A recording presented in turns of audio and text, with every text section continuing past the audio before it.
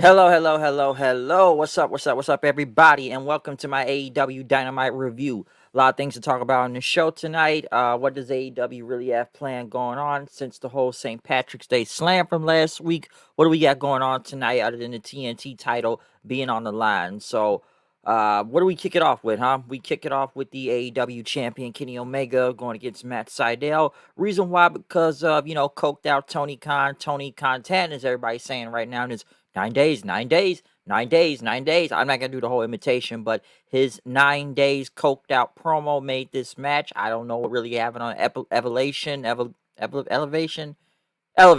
said evolution, but yeah. Basically, though, I guess since he won a match, Seidel went against Omega. Pretty good match.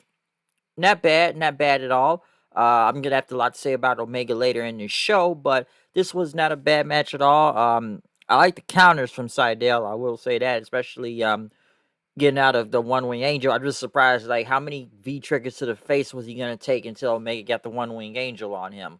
But Omega still ended up winning anyway, so he did get the One Wing Angel on Matt Seidel. So very good match to kick off the show. Good opener. Um, Next, I know they interviewed Hangman Page and Dark Order in the back. Basically, John Silver and his opportunity for the TNT title match. As Hangman told him, don't worry about because you got guys. I'll be proud of you anyways. Basically, after that, Hangman Page went against Cesar Bonani. Not much I can really say from this. Just a win for Hangman. Showcase match, buckshot lariat, boom.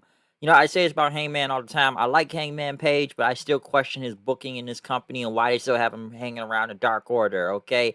I don't know why they still keep him around, as he could really be doing something better right now. They really haven't known what to do with him ever since, the whole thing with him and Omega ended and that whole title tournament and whatnot they did. So, yeah, I still feel like Hangman's booked in the wrong position. Next, we had a promo from Lance Archer basically talking about the street fight that happened in Revolution and talked about Sting. He respected Sting at one point, and he said there would be no me if it wasn't for Sting. But he wanted to interrupt Sting because this is his time now, okay? And he held up Sting's baseball bat. This used to mean justice, and people that would bring attention because of Sting. But now people need to pay attention to him, and that Sting will go down as one of the greatest ever. He's an icon. But one way or another, it's gonna be showtime. And then you just kind of stuck the bat at the camera. Great promo from Archer, that was good. Next, they interviewed Brit Baker after her match last week, the whole lights out unsanctioned match and whatnot. Some say one of the best matches in Dynamite, as Tony Schiavone said. Baker basically said, after what I went through last week, all you fans are dumb, delusional like Thunder Rosa. Basically, she took the mic then. And, I want to thank, you guys want to thank me now because, you should thank me now and, people remember you after that match last week. But, you know, Thunder Rosa wanted to say she put the women on the map. But what about me, huh? How come there's no one talking about me right now? I'm a hardcore legend. It took Mick Foley 20 years to get to be a hardcore legend. It only took me one night. And basically, Tony Khan just looking for every legend and just bringing this company and whatnot. But the biggest legend is hiding right under your nose, and it's not AEW, it's DMD, basically. So, good Baker promo. Baker, like I said, she's getting better and better every other week. So, like I said, I'm warming up more and more to Baker nowadays. Pretty good promo. I did like that. Next, Christian Cage was in the back, I guess, talking to Pillman Jr., Garrison, and was it Dante Martin in the back? They were interviewing him until Kazarian came in, and I like the shirt. By you living by that catchphrase, how you want to outwork everybody. When are you gonna get in the ring though? When's that gonna be, huh? And Cage says, the work starts next week. And I'm going to give you a chance. You want to go one-on-one next week? And Kaz basically said, how about you check out my match this Monday on Elevation? Because it's been 7 years too long since you've been out of the ring. Which is kind of funny. As soon as he said that, I liked how Impact kind of posted Christian Cage versus Kazarian back then. So I actually thought that was pretty funny. Next, the Pinnacle. I wish they would have chose like a gold color template instead of purple. But Sean Spears and FTR went against Griff Garrison, Pillman Jr. I guess I say the Varsity Blondes and Dante Martin. Basically a showcase match for the Pinnacle and whatnot. So very good match, but right after this very botched attempt by Wardlow. I don't know what he tried to do to Pillman off the top rope, but it looked really bad and his knee didn't hit him. So I don't know what was going on with that spot. That looked really bad, okay? But next thing you know, FTR got in the mic as Wheeler talked about the Pinnacle. It's not a group, it's a family. He may not have a wife and kids at home, but he would die for these men. He would die for this group. As Hardwood says, what you're looking at right now in this ring is professional wrestling. Not no song and dance or comedy hour or anything like that. This is professional wrestling. And that the Pinnacle is here to take over. MJF then start calling out Chris Jericho. Basically says, why don't you bring to the rest of the inner circle with you guys to the ring, huh? You can't because you're terrified. You're terrified of us right now. And right now you are afraid of the Pinnacle. Got it? But after their promo, which is a very good promo, let me say that too. Dax and Hardwood, I think I said their names right. Hardwood and Wheeler. I'm sorry, I always try to get their names mixed up. I get their names mixed up a lot. I've been trying to remember them nowadays, but very good promo from FTR and MJF as usual. They had a promo in the back with Taz, basically talked about how Brian Cage, I guess, apologized to everybody after what he said with Sting last week, and Cage says, who better? He's still carrying around that damn FTW title. Next, QT Marshall was on stage getting promo time. Talking about his wife was in the crowd, and he's known her since he was 8 years old and whatnot. He's living his dream, and he's done a lot of work in this company. Okay, they thrown the company through some bones and put him in the first ever bunkhouse match and whatnot. But he's tired of being looked past by. And basically, you don't see what fans don't see about, making sure Cody Rhodes gets his coffee or his t-shirts cut the right way. And, Cody will go to his bed, go to bed with his wife somewhere in the Marriott while he goes to bed alone and whatnot. Next, everybody starts chanting Cody's friend because that's always being looked at as Cody's friend. And he wants to get out of Cody's shadow and whatnot. He's challenged him to an exhibition match next week to prove he's one of the best in AEW. And, he couldn't make Cody or anyone else have that type of clout. So he's tired of living in his shadow. Cody came out and basically have a sling over his arm. As my friend said, he did not even sell the whole breaking of the arm with Pentagon last week. Now he's somewhat selling it this week. And basically right after, Marshall said, you want to do this match? And, Arn Anderson could be the referee. But Cody says, how about this? I don't want to hurt you, all right? Because if I apply figure 4 on you, I will release it. If I hooked you in the crossroads, he doesn't know if you can go through with it. And you've been a good assistant and a good friend. But if you want this match next week, all right then. A couple things to say about this. Number one, Cody is almost in a feud almost every other week that I feel like they have nothing for him to do. Okay, because he went from Shaq, the Pentagon, to QT. Number two, why should we really care about QT Marshall this much? I know we saw a Scorpio Sky promo later in the night, but you think Scorpio Sky would be getting a bigger heel push, but now all of a sudden we're pushing QT and he's getting promo time and promoting a match with Cody out here telling about his life and everything. So why should we really care of who is really in the Nightmare family? I don't even really know who's all in that group other than Dustin and Brandy. They got like so many other people they try to recruit. I don't even know what Billy Gunn and his kids are out there too. So why should we really care? And then again, I know Cody's part of the group, but Cody has almost been either like on his own or most of the elite or wherever Cody's in line with. I'm not really sure, but at the same time, it's QT Marshall. Why are we all now giving him this big push all of a sudden? That's kind of strange. Don't get me wrong. I know he's going to turn on the Nightmare family and whatnot. We know that was coming, but why should really people care about this?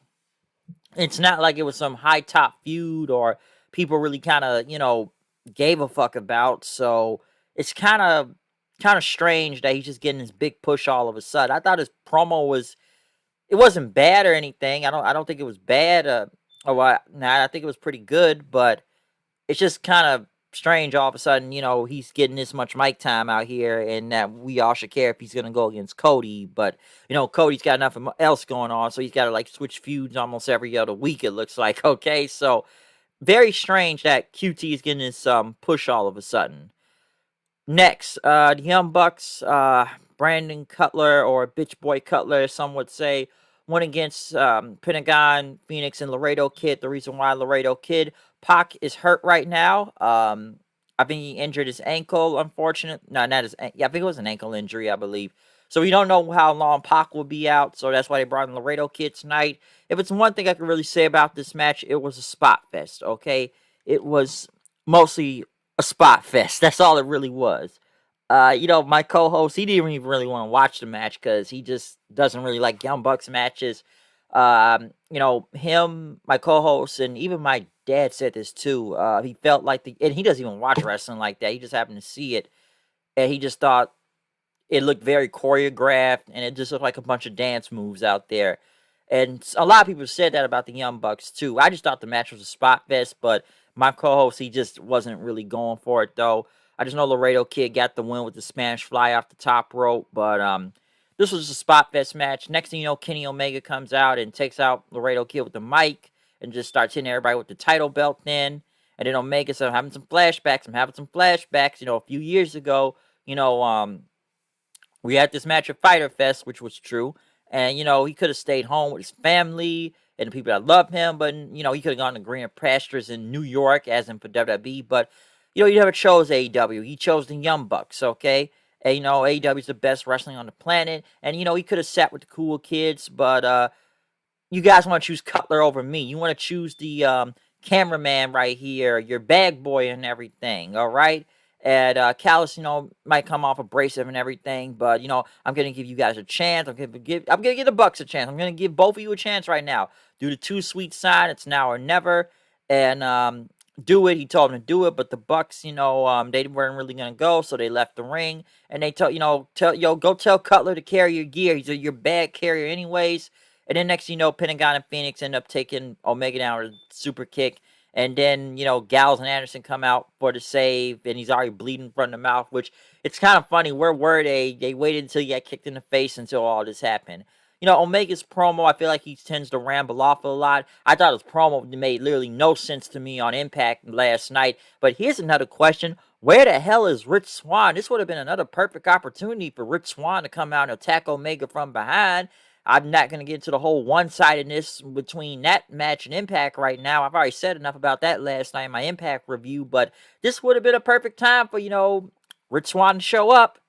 Could have showed up. I know they're changing Rebellion to Sunday now, but you could have showed up and attacked Omega from behind, but Omega's promo was mostly on the Bucks and everything. He's trying to emote and whatnot, but I just still think he rambles off here and there, that he loses focus on what he's talking about half the time. Even I get to wonder, like, what is Omega talking about? Just have Callis do all the talking, okay? But Gallows and Anderson, I just kind of find it funny that they were that late to come out there after he got kicked in the face, and then the Bucks somewhat get involved again. But like I said, you could have Rich Swann come in and super kick Kenny Omega from behind. That would have made some sense. Like I said, I still question his partnership and this feud with him and Omega. So just want to throw my 2 cents out there on that. They had to promote what I know, they showed a Jade Cargill video saying she's coming for Red Velvet. Not a bad promo video. She's getting better. I know some of it still sounds a little bit forced from her, but Cargill, it's getting better slightly. I will say that. They had to promote Cody and Brandy's new TV show on TNT. I can't say I'm really surprised by that. I don't really think I will watch it either. Some have already compared it to Miz and Morrison. Not Miz and Morrison. Miz and Maurice with their Miz and Mrs. show. I know they've already, and trust me, I've already seen the comparisons to Triple H and Stephanie when it comes to Cody and Brandy, which I've even kind of said myself. Now, all of a sudden, they're trying to be Miz and Mrs. with having a TV show now. I did talk to my friend. He said the only thing that interested him was that Brandy is like the only black family member of the Rhodes family now. So he was interested by that. But why do they need a TV show before? I can't say I'm surprised they have a show on TNT, but why do they need a TV show? Think about that. Moxley and Kingston were in the back, cutting a promo. I know Kingston's leg was wrapped up, telling, the Bullet Club or whatnot. This ain't New Japan. This ain't 6 years ago. We're not wearing some tacky t-shirts out there. And Moxie, talked about the good brothers. Asked themselves, how far are you guys willing to take this, or how much blood are you willing to get under your fingernails right now? Because him and Kingston are all right. And we don't like the Young Bucks. I don't know what's going on with you guys right now, but you guys are playing with live rounds, so get ready to get your hands dirty. Nyla Rose went against Taynara Conti. I will say this, and I don't watch a lot of Dark, but every time I see a Taynara Conti match on there, whatever clips, I know she's got -1 coming out with her all the time, but man, this guy can be really distracting in the background. Even my other friend at the cut that had said that too. He just distracts throughout the whole match. I do like how everybody was saying that, he was checking her out, though, looking at the cake. I don't blame the kid for that. Good on the kid for trying to look at the cake back there with Conti. So, get some respect from that. But Taynara Conti got the win. Some would say an upset win over Nyla Rose. I'm cool with Conti. She must be getting a push. I'm cool with that. Conti's getting better. The only thing I may have didn't like was just what Sheeta coming out then attacking Rose. Then I don't want to see another Sheeta versus Rose match, by the way. And then the Bunny came out all of a sudden. Then you got this big brawl. Matt Hardy and the Butcher and the Blade come out saying that women's eliminated tournament was terrible because the Bunny wasn't in it. And now it's going to be basically a tag team match. So the Bunny will finally wrestle, folks. Why hasn't she wrestled all this time? But Taynara Conti, I wish they would have kind of, focused on the whole upset win before moving on. Already pushing the tag match next week. But Conti getting the win, I like Conti. So good on her. She's getting some type of push going on. She's getting better. So I do like that. They had another Miro and Kip Sabian promo. What was it? Something, but I don't know. Just end this freaking feud with Orange Cassidy and them. Like, I don't care. Whatever this video game thing with this is, I hope this is the end of the feud. I hope Miro just drops Kip Sabian and just go on his own, because this whole thing has just been bad. It sucked. It's just, this whole thing is horrible. All right, the gimmick is bad. I'm just sick of both of these teams facing each other. Just make, freaking Miro single star or something, because this ain't working, and a lot of things have not worked for these guys a lot. Just from this angle, from arguing on Twitter to getting ethered by Cornette, who destroyed, him, Sabian, and Ford right there. Man, they really did get destroyed. I will say that. So, yeah, Miro needs to go on his own, folks. He really needs to go on his own. In the main event, though, we got Darby Allin versus John Silver for the TNT title. The Dark Order was out there. Sting eventually came out there with his baseball bat, keeping them at bay. A very good match, I should say. Some would say Silver looked like an idiot at the end. Kind of, I think it was the power bomb spot, trying to pay tribute to Brody and whatnot. And then Darby just got the code red and got the pin after that. It was either that or it was when Darby did was it the coffin drop on the other Dark Order members, or it was something else Silver did that kind of made him look like an idiot out there. But Darby, of course, won the match. Him and Sting got in the ring then. Allin did a fist bump to Silver. Next thing you know, Matt Hardy comes out of nowhere, and then, the Butcher and the Blade and Private Party comes out, and other Dark Order members get in the ring, then Taynara Conti comes out. It's like some big brawl almost every other week on this show. Then Sting's hitting people with his baseball bat, going all over the place. Obviously, it's most likely going to be Matt Hardy versus Darby, I'm sure, for the TNT title. Maybe next week, for all I know. I'm not really sure, but still a good main event. Just crazy, chaotic finish when that finished, but post-match and everything with just a lot going on and whatnot. So, like I said, Dark Order members, Sting, Conti, Matt Hardy's crew, everybody's got a faction around. So, yeah, that was the last part of the show. But the main event was pretty good between Darby and Silver. Like I said, Silver has potential. Conti getting the win wasn't bad. Do not care about the Miro promo and all that. Omega's match with Seidel was actually pretty good. The promo, I'm up and down on. Once again, this would have been a perfect opportunity to bring Rich Swann in. 6-man tag was a spot fest. I have nothing much to say about that. Cody, some would say, is trying to put himself over with his reality show. I don't understand why QT Marshall is getting this big push all of a sudden and getting this much mic time. I don't even know why. Why should we really care about this guy, especially when he's going against Cody of all people? I just feel like he's in almost a different feud almost every other week. Christian and Cass was a pretty good segment. I actually like that. The Breaker promo wasn't bad also, and I did like the Archer promo too. So not a bad show. Up and down on it. Just a good show. I will say that. Nothing too special on here. So I enjoyed it. But other than that, that's my review of AEW this week. I'm out of here. See you guys later. Peace. Comment, subscribe. Follow me on Twitter at HoodedKnight890. See you guys later. I'm out.